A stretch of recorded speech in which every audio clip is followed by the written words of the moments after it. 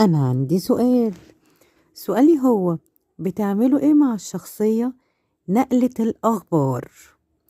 يعني تقعد معاك، تقعد تتكلم في أي حاجة، وهوب خلاص انت مشيت، تاخد أخبارك تنقلها لأي شخص تاني. العكس بقى حصل مع الشخصية دي، إن انتوا قعدتوا معاها، هتدوا ودنكوا للشخصية دي، هتسمعوا كل الأخبار.